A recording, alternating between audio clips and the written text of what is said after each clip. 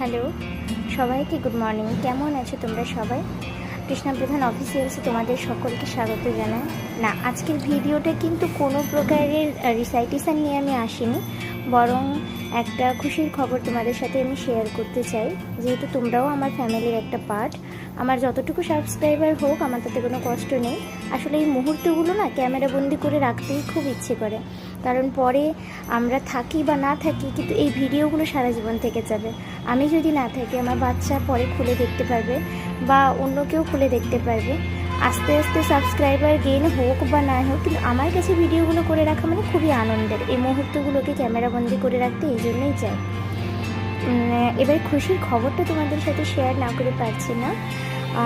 আমার হাজব্যান্ড 5 ফেব্রুয়ারি 2024-এ বাইরে গেছিলেন, অ্যাব্রোডে উনি থাকেন। তো উনি বাড়ি এসছেন আজকে, মানে 13 ফেব্রুয়ারি 2025, মানে বুঝতে পারছো 1 বছর প্রায় 9 দিনের কাছাকাছি। যাই হোক, আজকে তোমাদের ভ্যালেন্টাইন্স ডে হিসেবে আজকে হ্যাপি কিস ডে।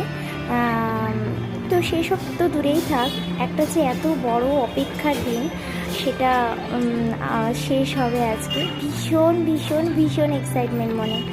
তো মেয়েকে নিয়ে আমি বেরিয়ে পড়েছি, সাথে আমার বোনের মেয়েও যাচ্ছে। তো আমরা বাড়ি থেকে বেরিয়ে গেছিলাম কলকাতা, যেহেতু কলকাতা এয়ারপোর্টে ও নামবে। তো আমরা বাড়ি থেকে বেরিয়ে গেছিলাম, কলকাতায় বোন থাকে, ওর কাছে নিয়ে গেছিলাম।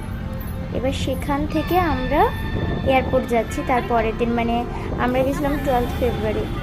তো আমরা সেখান থেকে আমরা কলকাতা এয়ারপোর্ট যাচ্ছি, সাথে আমার বোনের হাজব্যান্ডকে নিয়ে যাচ্ছি। রাস্তাটা আমার অজানা, তো টাইমটা অনেকক্ষণ বেশি লেগে গেছিলো, একটু সাজুগুজু করে বেরোতে বেরোতে টাইমটা লেগে গেছিলো। তো সেই কারণে ক্যাব বুক করে নিয়েছিলাম এয়ারপোর্ট পর্যন্ত। এই যে দেখতে পাচ্ছ আমরা রাস্তা ক্রস করে এবার এয়ারপোর্টের গেটে ঢুকছি, মেন গেটে। কলকাতা এয়ারপোর্টের অনেক কিছুই চেঞ্জ হয়েছে। আমি এসেছিলাম এখানে প্রায় 7-8 বছর আগে এসেছিলাম, তো এই রকমভাবে ছিল না। মোটামুটি বাচ্চাদেরকে নিয়ে গেছিলাম একটা আশ্বাসন দিয়ে যে ওদেরকে আমি লাইভটা দেখাতে পারবো কাছ থেকে, কারণ প্লেনটা ওরা যখনই দেখে দূর থেকেই দেখে। বলেই নিয়ে গেছিলাম যে হয়তো কাছ থেকে দেখানো যেতে পারে, যে ওর পাপা আসছে তাহলে হয়তো দেখা যেতে পারে, কিন্তু হলো না শেষ মিস। কারণ আফটার যে করোনার পরে মোটামুটি ভেতরে আর অ্যালাউ নেই। এবারে আমরা এখানে অপেক্ষা করছিলাম, আসছে এখানে দাঁড়িয়ে দেখছিলাম যে কতজন আসছে। মানে ও অ্যাকচুয়ালি যে ওর ল্যান্ডিং হয়ে পেছনে আছে, পেছনে তবুও সবাই পেছনে আছে, কোথায় আসছে কোথায় আসছে, দেখা যাবে আসছে ভুল।